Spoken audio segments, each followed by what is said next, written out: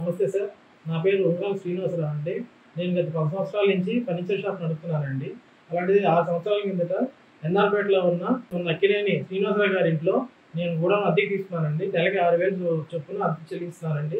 అలాంటిది ఈరోజు సాయంత్రం నాకు 7 గంటల సమయంలో తెలిసిన వాళ్ళకి ఫోన్ చేశారండి. మీ గోడౌన్‌లో తగలబడిపోతుంది, ఫర్నిచర్ తగలబడిపోతుంది అని ఫోన్ చేశారండి.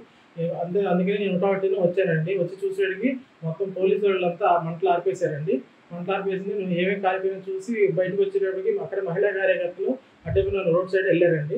తర్వాత ఫర్నిచర్ నా కంప్లైంట్ కాలిపోయిందని నిమిత్తం ఫ్రీడమ్ పోలీస్ స్టేషన్కి వచ్చి కంప్లైంట్ ఇవ్వడానికి వచ్చానండి. కానీ అక్కడ కాలిపోయిన ఫర్నిచర్ నా కార్యాలయానికి సంబంధించిన మాత్రమేనండి. అది వేరే సాక్షి కార్యాలయం కానీ వేరే వాళ్ళకి కానీ ఎటువంటి సంబంధం లేదండి. అది కేవలం నా షాపుకి నా కార్యాలయానికి సంబంధించిందండి. దానికోసం నేను ఫ్రీడమ్ పోలీస్ స్టేషన్కి వచ్చి ఫిర్యాదు చేశాను. కాబట్టి మీరు నాకు న్యాయం చేస్తారని కోరుకుంటున్నానండి. నమస్తే. అందరికీ నమస్కారం. ఈరోజు సాయంత్రం ఏలూరు నరసింహరావుపేటలో జగన్మోహన్ రావు వీధిలో ఉన్నటువంటి డెమ్రో సంబంధించినటువంటి వాళ్ళ పాత గోడౌన్లో వాళ్ళు కొంత ఫర్నిచర్ పెట్టుకోవడం జరుగుతుంది. ఆ ఫర్నిచర్ తగలబట్టడం జరిగింది. దాని నిమిత్తం అదే సమయానికి అక్కడ ఉన్నటువంటి దగ్గరలో ఉన్న పోలీసు సిబ్బంది చేరి దాన్ని ఆర్పేయడం జరిగింది. ఈ లోపల అక్కడ కొంత దూరంలో ఉన్నటువంటి ఈ గత వారం రోజుల 3 రోజుల నుంచి సాక్షి విషయంలో వచ్చినటువంటి విషయమే నిరసన తెలియజేయడానికి వచ్చడం జరిగింది. అంతేగాని సాక్షి కార్యాలయానికి నిప్పుపెట్టడం కానీ వారి ఫర్నిచర్ తగలబెట్టడం కానీ ఏ విధంగా కూడా జరగలేదు.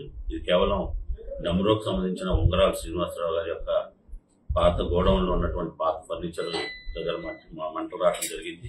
ఆ మంటలు ఏదో విధంగా వచ్చినాయి, ఏ విధంగా వచ్చినాయి అనే దాని మీద ఆలోచిస్తున్నాం. అంతేగాని సాక్షి కార్యాలయాన్ని కానీ సాక్షిలో పనిచేసే సిబ్బంది కానీ ఎటువంటి ఇది జరగలేదు. పూర్తి స్థాయిలో బందోబస్తు ఏర్పాటు చేయడం జరిగింది. ఎక్కడ కూడా ఎటువంటి అవాంఛనీయ సంఘటనలు జరగకుండా చేశాం. అదేవిధంగా ఏదైతే అక్కడ నిరసన జరపడానికి వచ్చిన వ్యక్తులు కూడా ఆ సమయానికి ఆ యొక్క ప్రదేశానికి సుమారుగా 200 మీటర్ల దూరంలో ఉండటం కూడా జరిగింది. కాబట్టి ఈ విషయాన్ని గమనించి ఎవరు కూడా ఈ సోషల్ మీడియాలో వస్తున్నటువంటి పుకార్లు కానీ వర్గ వైవిధ్యాలు కానీ వివిధ వర్గాల మధ్య ఎటువంటి అభద్రతాభావం కలిగించే విషయాలు కానీ ప్రచారం చేయొద్దని మనం చేస్తున్నాం. అట్లా కాకుండా సోషల్ మీడియా వేదికగా మేము ఇష్టం వచ్చినట్టుగా ప్రచారం చేసి సమాజానికి హానికరే విధంగా వర్గ వైవిధ్యాలు పెంచే విధంగా చేస్తే వారిపైన తగిన చర్యలు తీసుకుంటామని ఈ పత్రికా ముఖంగా తెలియజేస్తున్నాం.